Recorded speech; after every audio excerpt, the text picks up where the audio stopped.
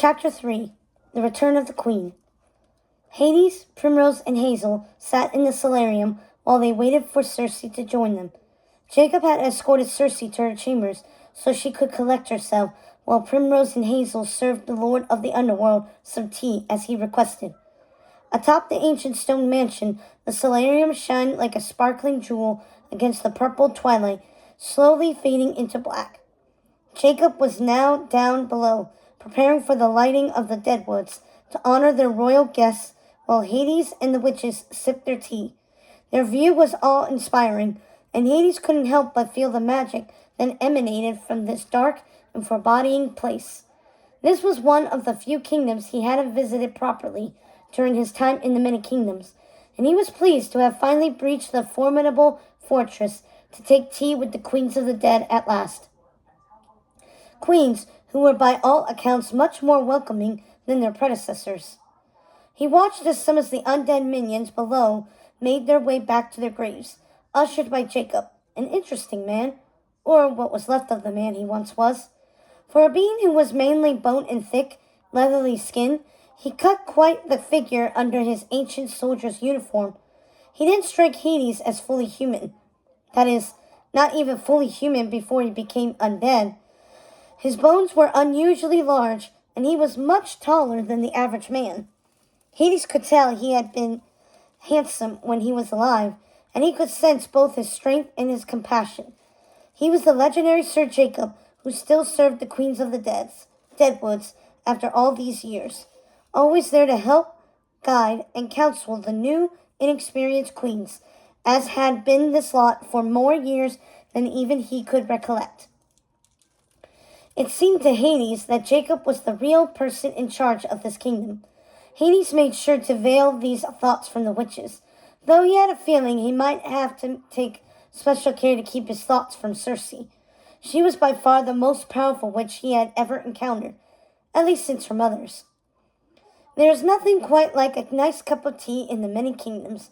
I can't tell you how many times I've been tempted over the years to pop over for a cup. And I think I might just do that now that Maleficent is no longer squatting in my old castle. And thank the gods that horrible fairy godmother is no longer bumbling about shouting orders at everyone. I knew it would only be a matter of time before her sister, Nanny, put her in her place. Hades laughed between bites of cake and sips of tea. He enjoyed being in the company of witches again, and drinking their tea from a cup he was sure the Odd Sisters had taken from his dining hall many years before. Anyone who knew the Odd Sisters with any intimacy knew they had a stash of teacups they had taken from their various friends, family, foes, and acquaintances. "You know the fairies?" asked Primrose. She smiled, making her freckle-splashed nose crinkle in a way Hades thought was adorable. Hades had a soft spot for witches, especially witches such as these. Powerful witches who didn't talk in riddles, and who weren't unhinged or know-it-alls like the Fates.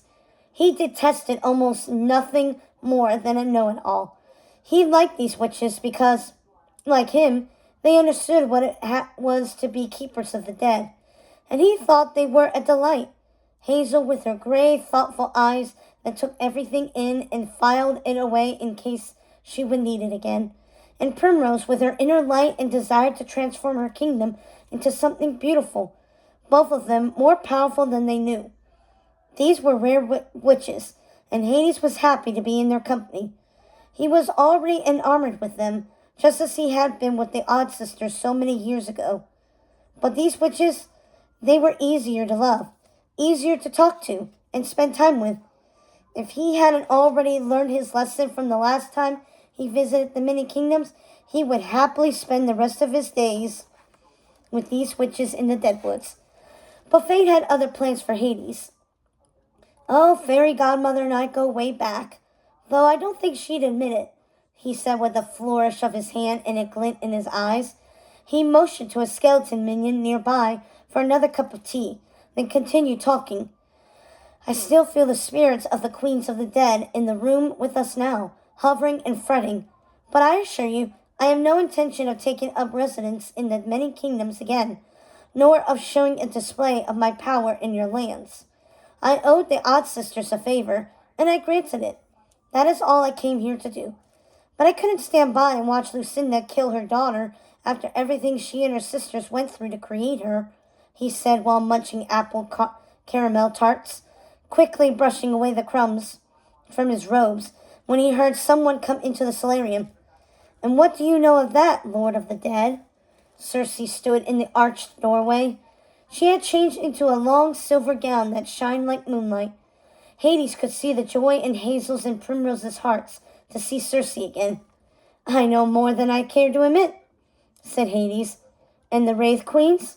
Do you know why they appeared? I've never known them to side with my mother, said Circe, making her way to sit on the red velvet divan with Primrose and Hazel across from where Hades sat in the window seat. I'm afraid that is my fault, too. I promised them I would never set foot in this land, and I broke that promise to keep another, said Hades. I thought they were safely beyond the veil.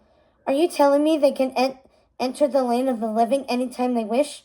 Asked Hazel, who looked weary, and Hades knew his reply would not console her. All too easily if disturbed. But these are things you should already know, things it seemed you will have to discover on your own. If you want to rule this land, Hades realized he was taking a fatherly role with these witches already, thinking of reasons to stay. But he had made that mistake once before with other witches, and it had been disastrous. He wasn't going to do it again, so he changed the subject. But you are safe for now, and I am happy to see you are looking so well. It's a tragedy the little Queen Snow White isn't still here to welcome you home, Circe. I feel her sorrow heavily in the air, drifting around us, mingling with the many wraiths that haunt this place. Though of course Snow White is still very much alive. She will be overjoyed to learn you are home again. You must send her a raven the moment you can, he said, taking the slice of pie the skeleton servant handed him. Hades felt quite at ease in the Deadwoods. He had always had a fondness for the many kingdoms, but being in the Deadwoods was like being home, only with much more delightful company. Hades thought there was nothing quite like being in the company of fine witches. Circe was everything he had imagined she would be. What else could she be but brilliant when she possessed the best parts of 3 of the most powerful witches in history? She surpassed even the original Circe in Hades' eyes. But that was another story, for another time and place. You realize your abilities are even more powerful than your mother's. So let's hope the next time Lucinda goes all Macbeth on you, you won't hesitate to put an end to her madness. And you can always call me if you need help. It wouldn't be the first time I was summoned by witches, he said, motioning for another slice of pie from the skeleton servant, who stood near a long table that was covered with plates of cookies and pies and cakes, and pots of different types of tea, sitting upon magical flames that kept them warm. And how would we contact you? Asked Circe, narrowing her eyes at Hades as he got up and lifted all the lids off the various teapots, sniffing them to see which he'd like next. One of your mother's magic mirrors, of course. I had 2 of them, actually, but I think I left one behind in the Forbidden Mountain. I hope Maleficent made good use of it, he said, taking the pie from the skeletal creature who had been waiting for him to select which tea he would like before handing it to him. By the gods, this is the most delicious pie I have ever had. We don't have pie in the underworld, or ice cream. Did you know that? It's a travesty, a crime, just one of the many injustices I must endure. I forgot how many delectable things there are to eat in this land. I appreciate you indulging me. Honestly, I just wanted to satisfy myself that the new queens of the dead were up to their duties, something I would have been obliged to do even if we weren't already tangled in the same strings of fate.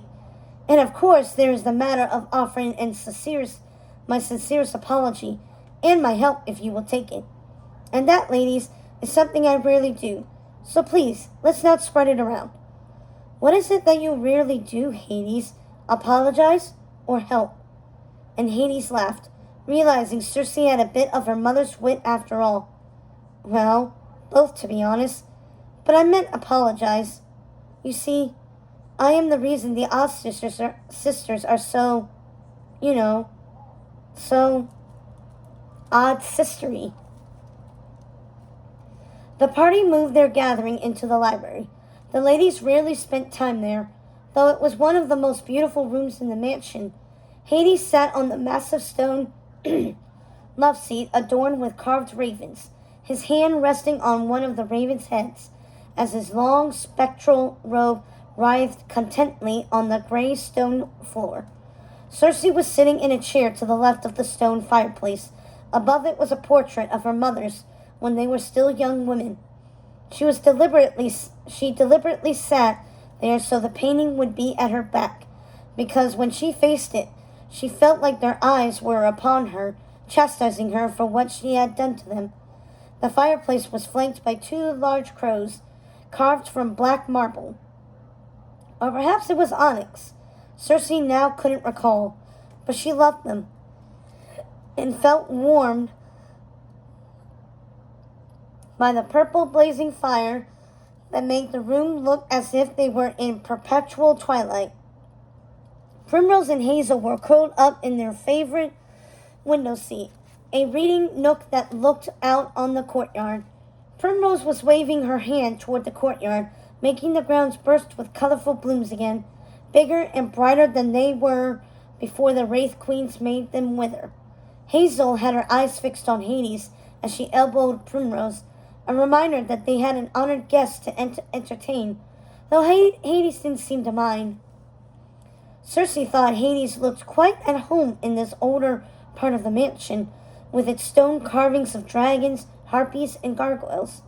The skeletal minions had placed candles on almost every surface of the room and lit the chandeliers overhead, while others were in the courtyard being directed by Sir Jacob. The room smelled of flowers wafting in from the large double doors that were open to the courtyard, and she was happy to be home. She had forgotten how lovely this room was, with its stone ravens perched on the bookshelves and the candlelight dancing around the room like wistful ghosts. She loved the ancient stonework, the intricate carvings, and the lavish tapestries that hung on the walls on either side of the fireplace. She wondered which of the queens had picked them out, and then she remembered it was Nestis, who had a fondness for dragons and the color red, so she reasoned it must have been her.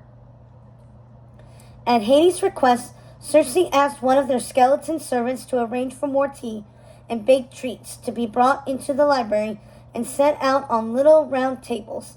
There were a number of their skeleton minions milling around the house at the ready should the party need anything. Circe wondered how it made Primrose and Hazel feel to see the mansion and the grounds filled with skeletal servants like in the days when their mother ruled as queen in the Deadwoods. Those were terrible dark days that still haunted the witches, and Circe was wary of causing any more pain. She wanted to ask them if they were okay, and what had happened after she and her mothers went to the place between. She wanted to ask after Snow White, and to know how Nanny and Tulip were, and Florence and Mrs. Tittlebottom. They had been in the place between with Circe and Lucinda when Hades reached in and brought her out. What happened to them? She wanted to know everything, and then she realized she could, if she wished, know everything in a single instant. But she'd rather hear from Hazel and Primrose, and she would, once Hades was no longer in attendance. Hades was eyeing the bookshelves as if he were looking for something in particular. He seemed completely at ease in their company. He wasn't what Circe had been expecting when she read about the king of the underworld. She had imagined someone like the former queens of the dead, tyrannical, bloodthirsty, and unhinged. Hades seemed charming and kind, but not afraid to use his powers when needed. She felt there was much she could learn from him. She saw Hades smile and knew he was reading her thoughts, but she didn't mind. Don't worry, my queen. Both Florence and Mrs. Tittlebottom are quite safe, and I assure you I won't outstay my welcome. At least, I will not endure not to. I do hope you can at least stay long enough for the lighting of the deadwoods, Lord Hades. Sir Jacob is preparing for it now. Primrose looked positively giddy at the idea. Circe could see Hades was delighted by Primrose. And who would it be? She was their bright star, their shining light, always bursting with love and hope. I wouldn't miss it. I like Jacob very much, though he's not said a word to me since I arrived. I know his story, of course, and who he is to you. His bravery and loyalty are legendary.